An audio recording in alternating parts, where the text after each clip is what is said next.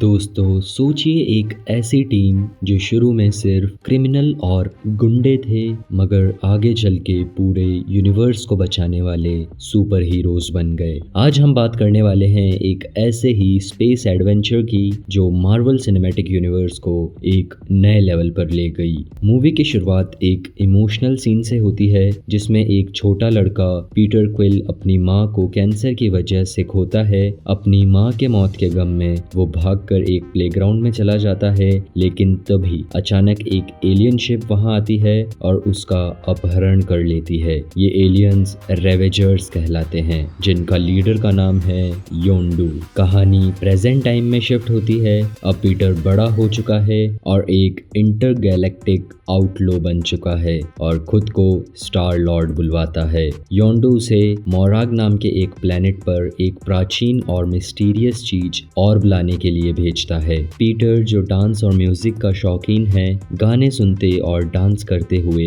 उस जगह तक पहुंचता है जहां ऑर्ब छुपा हुआ था। कुछ हाईटेक गैजेट्स का यूज करके वो ऑर्ब को चुरा लेता है, लेकिन तभी उस पे अचानक रोनन के आदमी हमला कर देते हैं जो ऑर्ब को चुराने आए थे। रोनन इस मूवी का मेन विलन है एंड थैनोस का अलाई है। पीटर उनसे बचकर निकल जाता है, लेकिन ये ऑर्ब अब एक सिंपल ट्रेजर नहीं बल्कि गैलेक्सी के लिए एक बड़ी मुसीबत बनने वाला है। दूसरी तरफ योंडू गुस्से में भड़क उठता है जब उसे पता चलता है कि पीटर ने ऑर्ब छुपाकर अपने पास रख लिया है। वो उसे बुलाता है, लेकिन पीटर साफ मना कर देता है और कहता है मैं तुम्हारे पास ऑर्ब लेकर नहीं आऊंगा। इस बात से योंडू को और भी ज्यादा गुस्सा आ जाता है और वो पीटर को पकड़ने के लिए उस पर 40,000 यूनिट्स का बाउंटी लगा देता है। यहाँ स्पेस की करेंसी को यूनिट्स कहा जाता है। अब पीटर गैलेक्सी के सबसे बड़े बाउंटी हंटर्स के निशाने पर आ चुका था। वहीं दूसरी ओर रोनन द अक्यूजर को दिखाया जाता है जो एक क्री वॉरियर है और ज़ेंडार नाम के प्लेनेट से दुश्मनी रखता है। जब उसे पता चलता है कि उसके आदमी ऑर्ब चुराने में नाकामयाब रहे और एक आदमी जिसे स्टार लॉर्ड यानी पीटर क्विल कहा जाता है वो उसे लेकर भाग गया, तो वो और भी गुस्सा हो जाता है। रोनिन कहता है मैंने थैनोस से वादा किया है, मैं उसे ऑर्ब दूंगा और वो बदले में मेरी मदद करेगा ज़ेंडार को तबाह करने में। रोनिन की नफरत ज़ेंडार के लिए बहुत गहरी है। वो चाहता है किसी भी तरह पूरे ज़ेंडार प्लेनेट को खत्म कर दिया जाए। वहीं रोनिन के स्पेसशिप में थैनोस की 2 एडॉप्टेड डॉटर्स भी दिखाई जाती है। एक का नाम गमोरा होता है जो एक स्किल्ड वॉरियर है और दूसरी नेबुला जो एक रूथलेस असैसिन है। रोनन गमोरा को पीटर क्विल का पीछा करके ऑर्ब छीनने के लिए भेजता है। पीटर क्विल नोवा एम्पायर की राजधानी ज़ेंडार पहुंचता है जहां उसका सामना एक डीलर से होता है जो ऑर्ब खरीदना चाहता है, लेकिन जैसे ही पीटर रोनन का नाम लेता है डीलर का चेहरा उतर जाता है। वो डरा हुआ लगता है और कहता है मैं इस ऑर्ब को नहीं लेना चाहता। वो बताता है रोनन ज़ेंडार से बहुत नफरत करता है और अगर उसे पता चला ऑर्ब मैंने खरीदा है तो वो मुझे जिंदा नहीं छोड़ेगा। ये बोलकर वो पीटर को अपनी दुकान से बाहर निकाल देता है। तभी बाहर गमोरा की एंट्री होती है। वो सीधा पीटर पर अटैक कर देती है और ऑर्ब को छीनने की कोशिश करती है। पीटर भी हार नहीं मानता और दोनों के बीच इंटेंस फाइट शुरू हो जाती है, लेकिन यहाँ एक और ट्विस्ट आता है। 2 और एलियंस पीटर को पकड़ने आ जाते हैं। एक है रॉकेट जो जेंटली मॉडिफाइड रकून है जिसे बाउंटी हंटिंग का क्रेज है। दूसरा है ग्रूट, एक वॉकिंग टॉकिंग ट्री जो सिर्फ आई एम ग्रूट बोल सकता है। रॉकेट और ग्रूट का प्लान होता है पीटर को पकड़कर योंडू के हवाले करने का ताकि 40,000 यूनिट्स का बाउंटी जीत सके, लेकिन जब वो देखते हैं कि गमोरा और पीटर ऑलरेडी एक दूसरे से लड़ रहे हैं तो वो भी फाइट में कूद जाते हैं। गलत जगह गलत टाइम। जब चारों एक दूसरे से फाइट कर रहे होते हैं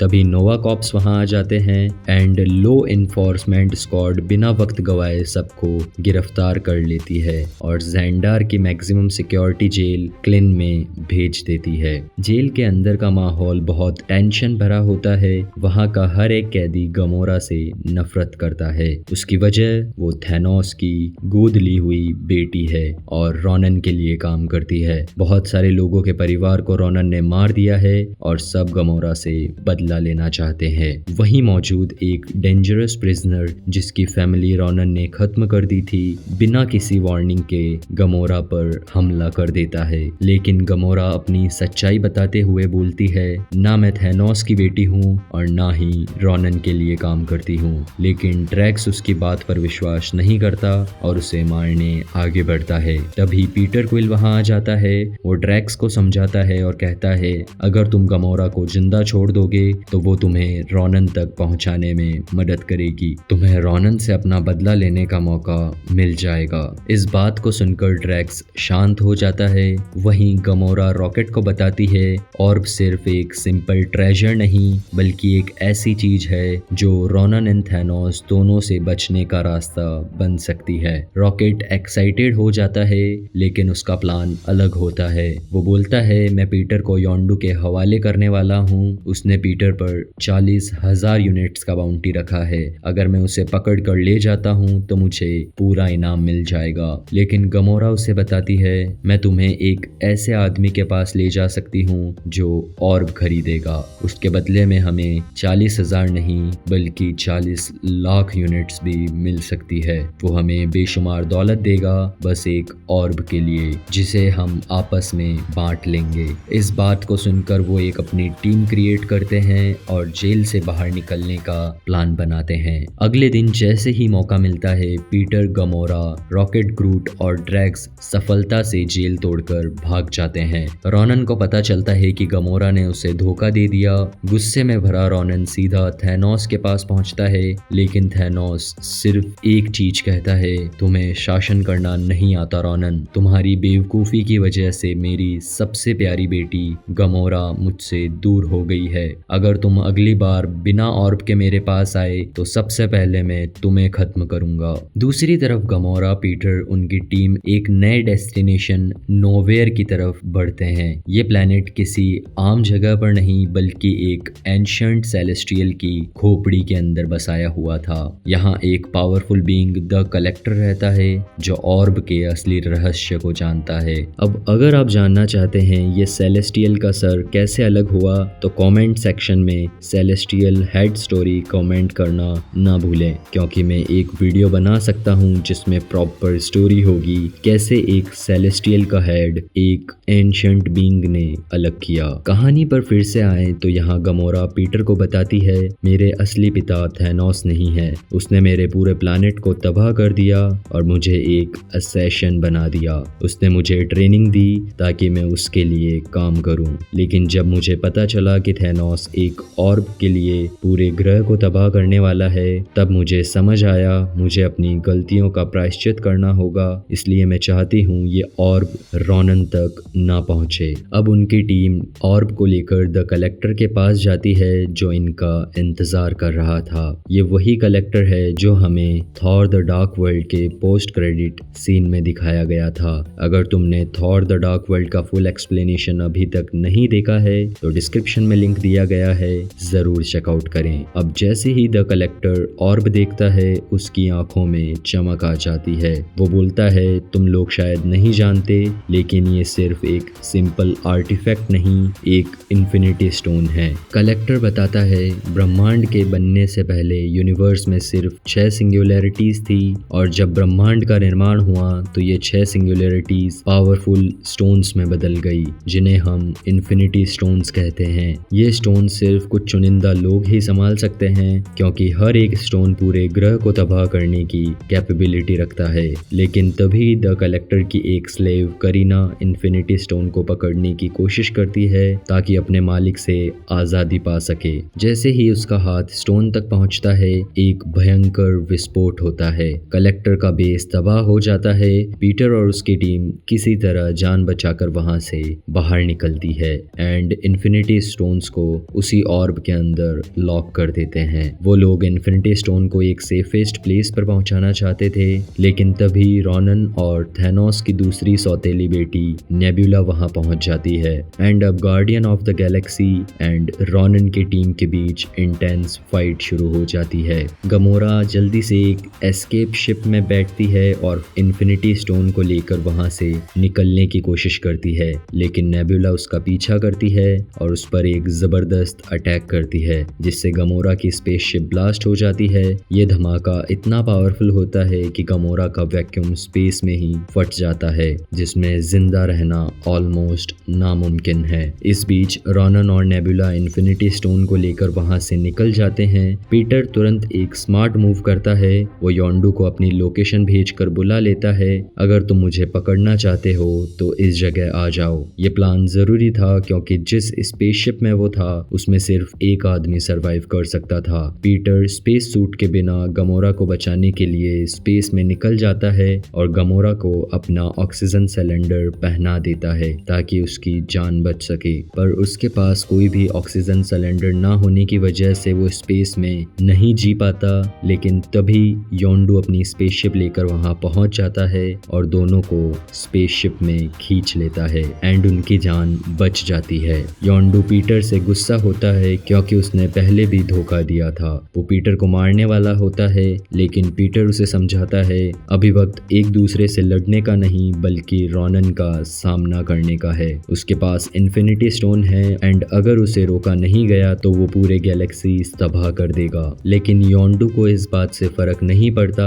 लेकिन पीटर उसे कहता है अगर इन्फिनिटी स्टोन हमारे पास आ गया तो हम बेशुमार दौलत कमा सकते हैं। यह सुनकर योंडू सोचने लगता है और आखिरकार गार्डियंस ऑफ द गैलेक्सी की टीम में जुड़ जाता है। अब गार्डियंस और रेवेजर्स एक साथ हो जाते हैं रॉनन से लड़ने के लिए। साथ ही वो ज़ेंडारियंस को भी वार्न कर देते हैं रॉनन उनके प्लानेट पर हमला करने वाला है। दूसरी तरफ रॉनन को अब फाइनली पता चल गया है कि ऑर्ब के अंदर क्या छुपा है, एक इन्फिनिटी स्टोन। ये देखकर वो डायरेक्ट थैनोस को चैलेंज कर देता है और कहता है सबसे पहले मैं ज़ेंडार को तबाह करूंगा और उसके बाद तुम्हें भी। ये सुनकर नेबुला भी अपना प्लान बताती है। थैनोस ने मुझे मॉन्स्टर बना दिया, मैं खुद उसे मारना चाहती हूँ। मैं तुम्हारा साथ दूंगी यूनिवर्स पर कब्जा करने में। अब रॉनन अपने लोगों के साथ ज़ेंडार को तबाह करने के लिए आगे बढ़ता है, जहाँ पीटर और उसके सभी साथी और योंडू की पूरी आर्मी रॉनन के बड़े शिप के सामने खड़ी हो जाती है।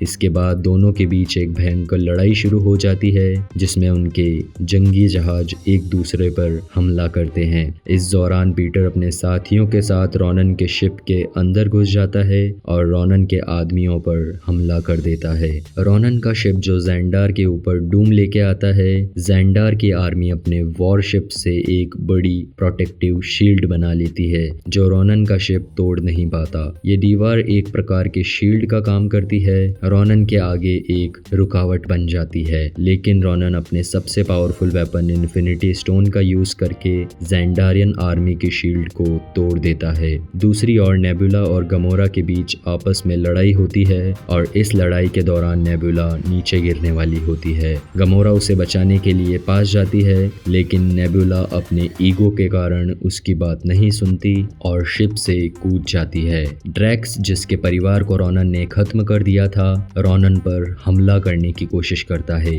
लेकिन रॉनन इतना शक्तिशाली था कि वो ड्रैक्स को एक हाथ में उठा लेता है और मारने वाला होता है। लेकिन उसे मारने के पहले रॉकेट अपनी शिप से रॉनन पर अटैक कर देता है, जिससे रॉनन के शिप पर एक जबरदस्त ब्लास्ट होता है और वो ज़ेंडार प्लैनेट पर क्रैश होने लगते हैं। ग्रूट अपनी टीम को बचाने के लिए सभी को एक ट्री में पैक कर लेता है और क्रैश से टीम को बचाने के लिए खुद की जान कुर्बान कर देता है। रॉनन अपने फाइनल अटैक से ज़ेंडार को खत्म करने वाला होता है। वो कहता है मेरे पिता और दादा ने जब ज़ेंडारियन वासियों से युद्ध किया था तो उनकी जान चली गई और जब मैं सब कुछ खत्म कर दूंगा तो उनकी आत्मा को शांति मिलेगी। रॉनन ज़ेंडार को तबाह करने के लिए अपना फाइनल अटैक करने वाला होता है, लेकिन तभी पीटर अपने फेमस डांस मूव्स और गाने से रॉनन का ध्यान भटकाता है। ये देखकर ड्रैक्स और रॉकेट मिलकर अपने सबसे पावरफुल मशीन का यूज करते हैं जो रॉनन के हथौड़े को ब्लास्ट कर देती है। इन्फिनिटी स्टोन हवा में उड़ने लगता है और पीटर उसे पकड़ लेता है, लेकिन इन्फिनिटी स्टोन की पावर को काबू नहीं कर पाता। वो स्ट्रगल करता है स्टोन की इंटेंस एनर्जी से लड़ते हुए जब तक उसकी टीम उसकी मदद नहीं करती। एंड अब गमोरा, ड्रैक्स, रॉकेट मिलकर पीटर की मदद करते हैं एंड सभी मिलकर इन्फिनिटी स्टोन की पावर को काबू करने में कामयाब हो जाते हैं। अब इन्फिनिटी स्टोन की पावर से वो रॉनन को एक झटके में खत्म कर देते हैं और ज़ेंडार को बचाने में सफल हो जाते हैं। पीटर अपनी डील के मुताबिक मैजिक पावर स्टोन को ऑर्ब में रखकर योंडू के हवाले कर देता है और योंडू से लेकर वहां से निकल जाता है। लेकिन जब योंडू से खोलता है तो उसके अंदर एक खिलौना निकलता है, क्योंकि पीटर ने असली इन्फिनिटी स्टोन नोवा कॉर्प्स को दे दिया था ताकि वो उसकी रखवाली कर सके। नोवा प्राइम पीटर को बताती है, तुम इन्फिनिटी स्टोन को इतनी देर तक इसलिए पकड़ सके क्योंकि तुम आधे इंसान हो। तुम्हारी माँ इंसान थी लेकिन तुम्हारे पिता कोई एंशंट बीइंग है जिसका एक बड़ा secret guardians of the Galaxy volume 2 में रिवील होगा। पीटर और उसके साथियों को नोवा कॉर्प्स की तरफ से एक मॉडिफाइड शिप दिया जाता है। उन सब पर से क्रिमिनल चार्जेस को हटा दिया जाता है और उन्हें छोड़ दिया जाता है। इसी बीच पीटर और उसके साथी अपने स्पेसशिप में बैठ जाते हैं और रॉकेट ग्रूट की जड़ को एक पॉट में डालकर उगाता है, जिससे एक बेबी ग्रूट पैदा होता है और फिर ये सब अपने आगे की जर्नी को पूरा करने के लिए निकल जाते हैं। पोस्ट क्रेडिट सीन में हमें द कलेक्टर का डैमेज हो चुका लैब दिखाई देता है और हावर्ड द डक का कैमियो भी मिलता है। तो दोस्तों, ये था guardians of the Galaxy volume 1 का फुल एक्सप्लेनेशन। ये मूवी सिर्फ एक स्पेस एडवेंचर नहीं बल्कि एक इमोशनल जर्नी भी होती है जो एक फैमिली की इम्पोर्टेंस दिखाती है। आपको ये मूवी का कौन सा पार्ट सबसे ज़्यादा पसंद आया, कमेंट्स में ज़रूर बताएं। और अगर आप जानना चाहते हैं कैसे एक सेलेस्टियल का सर धड़ से अलग हुआ तो कमेंट्स में सेलेस्टियल हेड स्टोरी लिखना ना भूलें। अगर वीडियो पसंद आई हो तो लाइक, शेयर एंड सब्सक्राइब करें। मिलते हैं नेक्स्ट मूवी एक्सप्लेनेशन में, तब तक के लिए टेक केयर, कीप वॉचिंग।